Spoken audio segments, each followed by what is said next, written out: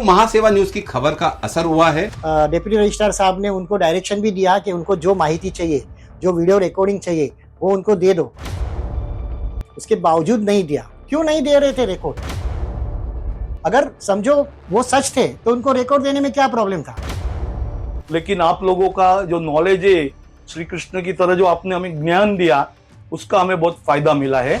हमें जो आप लोगों ने जुलाई महीने में एक वीडियो पब्लिश किया था, गृह निर्माण संस्था हाउसिंग सोसाइटी या उनका पदाधिकारी और मेंबर्स को जागरूक करना और उसके ऊपर फिर जो भी डिस्प्यूट है वो कम होना, और यदि कोई मैनेजिंग कमेटी ऐसा गलत व्यवहार करते हैं, कायदे का उल्लंघन करते हैं, तो उनको मार्गदर्शन करना, ये हमारा काम है। महासेवा न्यूज की खबर का असर। डिप्टी रजिस्ट्रार ने मनमानी करने वाले सेक्रेटरी, चेयरमैन और ट्रेजर को किया बर्खास्त। नमस्कार, मैं सुनील शर्मा आप सभी का स्वागत करता हूं महाचर्चा महासेवा के साथ। दर्शकों, महासेवा न्यूज की खबर का असर हुआ है। हमने 2023 जुलाई में बॉम्बे हाईकोर्ट के लैंडमार्क डिसीजन एमसी को किया बर्खास्त। हमारे इस वीडियो के सहारे घाटकोपर स्थित गुरुदर्शन कोऑपरेटिव हाउसिंग सोसाइटी के सदस्य राजेश पारिक को न्याय मिला है और गुरुदर्शन एमसी पदाधिकारियों को जानकारी न देने की वजह से डिस्क्वालीफाई कर दिया गया है। इस सक्सेस स्टोरी पर चर्चा करने के लिए हमारे साथ में मुंबई से हाउसिंग गुरु रमेश प्रभु, नवी मुंबई से के उदय शंकर और घाटकोपर से जिन्हें न्याय मिला है ऐसे राजेश पारिक व जयेश पारिक, आप सभी का महाचर्चा में स्वागत है। रमेश प्रभु जी, महासेवा न्यूज की खबर का असर हुआ है, लोगों को न्याय मिल रहा है, क्या कहेंगे?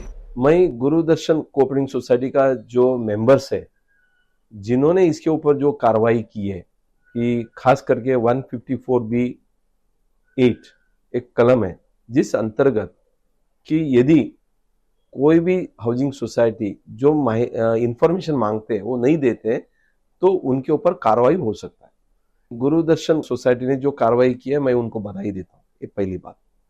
दूसरा, देखिए, जो हम महासेवा के न्यूज के तरफ से जो लोगों को बार बार अवेयरनेस कर रहे हैं और अवेयरनेस करने के बाद उसका इम्प्लीमेंटेशन भी कर रहे हैं, इसके लिए भी मैं उनको बधाई देता हूँ। और हमारा जो काम है, आखिर में गृह निर्माण संस्था हाउसिंग सोसाइटी या उनका पदाधिकारी और मेंबर्स को जागरूक करना, जो नया नया कायदा, कानून और जजमेंट आते हैं वो उनके तक पहुंचाना, और उसके ऊपर फिर जो भी डिस्प्यूट है वो कम होना, और यदि कोई मैनेजिंग कमेटी ऐसा गलत व्यवहार करते हैं, कायदे का उल्लंघन करते हैं, तो उनको सही ढंग से मार्गदर्शन करना, ये हमारा काम है। तो मुझे लगता है कि इसका जो इम्पैक्ट हुआ है, इससे हम बहुत खुश हैं। आपको भी मैं बधाई देना चाहता हूँ कि ऐसे कार्यक्रम आप करते रहिए, लोगों तक पहुंचाते रहिए, और जहां तक हमारे और इंफॉर्मेशन चाहिए हम देते रहे। रमेश प्रभु जी, आप दर्शकों को क्या अपील करना चाहेंगे? मैं हर एक दर्शक को यही रिक्वेस्ट करूंगा कि महासेवा न्यूज, जो हमारा इतने बहुत 4-5 लोगों का टीम है जो काम कर रहे हैं, ये सब इंफॉर्मेशन आप तक पहुंचा रहे हैं, तो इसके लिए आप हमारा चैनल को सब्सक्राइब करें, और सब्सक्राइब करने के बाद आपको जो भी हाउसिंग सोसाइटी है, रियल एस्टेट है, या कोई भी अन्य विषय जिसके ऊपर आपको जानकारी चाहिए, आप यूट्यूब में आप सवाल करिए और मांग करिए कि आपको किस तरह का वीडियो आप देखना चाहते हैं, उस तरह का वीडियो का भी मांग करिए। हम आपको वादा करेंगे आने वाला दिनों में अच्छा एक्सपर्ट्स को लाके ऐसे वीडियो भी हम आपके तक पहुंचाएंगे। घाटकोपर की गुरुदर्शन हाउसिंग सोसाइटी के जयेश पारिक व राजेश पारिक जी हमारे साथ में जुड़े हुए हैं। वे महासेवा न्यूज से बहुत खुश हैं और रमेश प्रभु जी और सुनील शर्मा और टीम को धन्यवाद दे रहे हैं। बात करते हैं जयेश पारिक व राजेश पारिक से। शर्मा जी, सबसे पहले तो महासेवा का मैं बहुत ही धन्यवाद करता हूँ, आभारी हूँ कि आप लोग सोसाइटी सेक्टर में बहुत ही अच्छा अवेयरनेस का कार्य करते हैं। हमें जो आप लोगों ने जुलाई महीने में एक वीडियो पब्लिश किया था, जिसमें पुणे की सोसाइटी के कमेटी को बर्खास्त किया गया था 154B सेक्शन के अंदर, उसका एक वीडियो जिसमें आपने एंकरिंग किए थे और सारे एक्सपर्ट लॉयर्स विनोद संपट जी, उदय शंकर जी, रमेश प्रभु जी, इन लोगों ने बहुत ही सरल भाषा में सामान्य आदमी, हमारे जैसे सामान्य आदमी को भी समझ में आ जाए इस तरह ये विचार रखे थे। तो उससे हमें बहुत प्रेरणा मिली, उससे हमें बहुत ही इंफॉर्मेशन और नॉलेज मिला। जब भी मेरे ब्रदर राजेश पारिक जो गुरुदर्शन सोसाइटी के सेक्रेटरी थे, और उसके बाद जब वो उनकी टर्म खत्म होने के बाद जो अगले सेक्रेटरी और जो कमिटी है उनको परेशान कर रही थी और गलत गलत उनके ऊपर आरोप लगा रही थी, तभी उन आरोपों का खंडन करने के लिए, जवाब देने के लिए उन्हें सोसाइटी के रिकॉर्ड्स की जरूरत थी। जो फॉल्सिफिकेशन जो कर रहा था सेक्रेटरी, तो वो रिकॉर्ड्स हम मांग रहे थे, वो दे नहीं रहे थे लगातार। उसके बाद हमने 1 by 1 प्रोसीजर फॉलो किया, क्योंकि हमें पता चला आपके वीडियो से कि ये सेक्शन बहुत ही पावरफुल है। तो उसके बाद उन्होंने डायरेक्शन दिया डेप्यूटी रजिस्ट्रार ने उनको देने के लिए, फिर भी उन्होंने ये काम नहीं किया।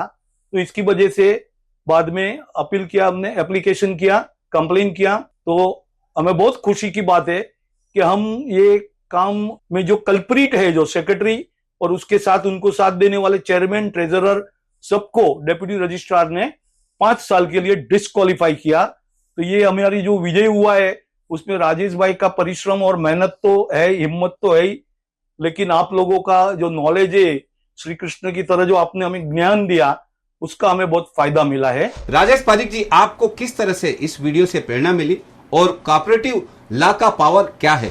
सर ऐसा हुआ, जैसे भाई ने बताया, मेरे ऊपर है ना, नई कमेटी ने आते ही बहुत सारे गलत इल्जाम लगाने गए। तो पहले तो भाई ने मुझे गाइडेंस दिया था सेक्शन 32A, जो 154 है, वो पहले सेक्शन 32 था।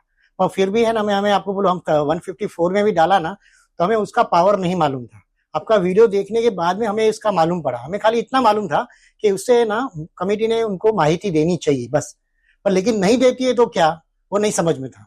फिर भी है ना, हमने अच्छे तरह से उनके पास से मांगा कि यदि आप मेरे खिलाफ कुछ बोल रहे हो तो हमें कुछ उसका सोसाइटी के रिकॉर्ड्स है कबोर्ड में, वो हमें देखने दो।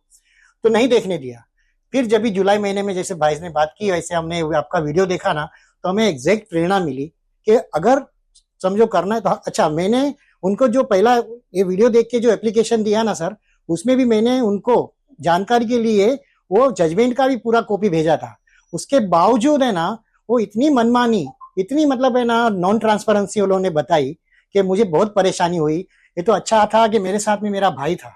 तो ये जब मेरे खिलाफ सब आने लगा ना, तो मैंने उनको बताया। तो मुझे जब नहीं दिया रिकॉर्ड, तो मैंने सेक्शन 32 के under deputy registrar N ward, जिनमें अभी फिलहाल जो सिटिंग डेप्यूटी रजिस्ट्रार है वो श्री सपकाल साहब है, तो उनके सामने हमने ये हमारा कंप्लेंट दिया। तो उन्होंने फिर उसके लिए हियरिंग्स बुलाई 3 हियरिंग में सोसाइटी ने भी बहुत सारा अपना इनपुट दिया, लेकिन सब इनपुट के अंदर हर एक चीज है ना, वो लोग ने गलत ही प्रेजेंट की है। और तीनों जनों ने मिलके है ना इतना गलत उसमें प्रेजेंटेशन दिया कि उसके बाद में 3 हियरिंग में डेप्यूटी रजिस्ट्रार साहब ने उनको डायरेक्शन भी दिया कि उनको जो माहिती चाहिए, जो वीडियो रिकॉर्डिंग चाहिए, वो उनको दे दो। उसके बावजूद नहीं दिया। क्यों नहीं दे रहे थे रिकॉर्ड? अगर समझो वो सच थे तो उनको रिकॉर्ड देने में क्या प्रॉब्लम था? और रिकॉर्ड देंगे तब बात क्लियर होगी। नॉन ट्रांसपेरेंसी रखे वो लोग ने बात को ज्यादा कॉम्प्लिकेट किया, या तो उनके मन में बड़ी खोट थी, ये प्रूव हुआ। और अल्टीमेटली रजिस्ट्रार साहब ने ये डिसीजन लिया कि भाई हम ये 3 जन को डिस्क्वालीफाई करें। और इस तरह से मैनेजिंग कमेटी मेंबर्स की दादागिरी ऐसे वर्डिक्ट आने से और ऐसे सेक्शन से और आप लोगों की एक्टिविटी के कारण कम होगी, ऐसा मेरा विश्वास है। पढ़े लिखे लोगों की कमेटी इस तरह से बिहेव कैसे कर सकती है?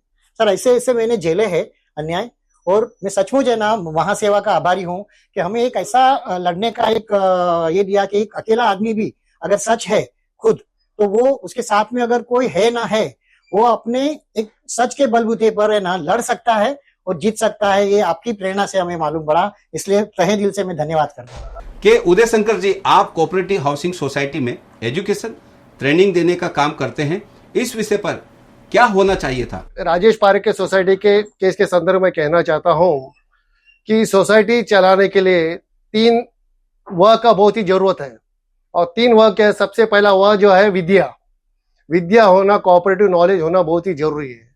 दूसरा है विनय, मतलब कमेटी जो है विनम्रता से जरा पेश आना जरूरी है। और तीसरा जो है विवेक बुद्धि।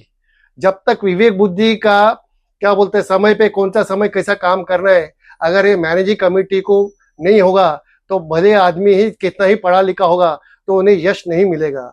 और साथ साथ में जब तक इच्छा शक्ति, कर्म शक्ति और ज्ञान शक्ति का समाविष्ट एक साथ में नहीं होता है तो तब तक यश नहीं मिलेगा। इसीलिए उन्होंने नोटिस बोर्ड में भले लगाया होगा, लेकिन उनका समावेश न होने की वजह से डेप्यूटी रजिस्ट्रार के सामने उनका केस कमजोर पड़ गया और इसीलिए उनको डिस्क्वालीफाई होना पड़ा।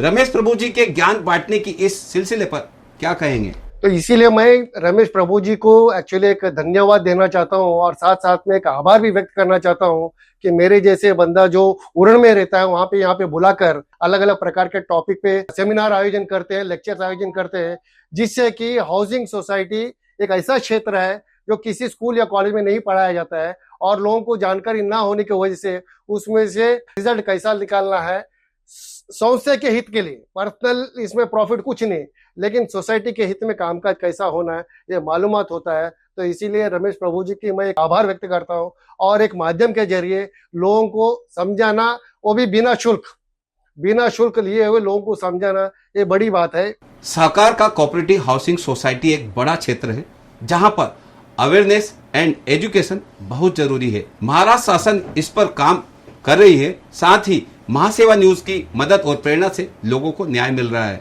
और महासेवा न्यूज को इस बदले में सिर्फ एक ही चीज चाहिए कि आप सभी दर्शकों से महासेवा न्यूज चैनल को सब्सक्राइब करें, लाइक करें और कमेंट जरूर करें और रियल एस्टेट व हाउसिंग सेक्टर के तमाम बड़े मुद्दों के लिए हमारे चैनल को देखते रहिए। आपके होस्ट और दोस्त सुनील शर्मा को दीजिए इजाजत। नमस्कार।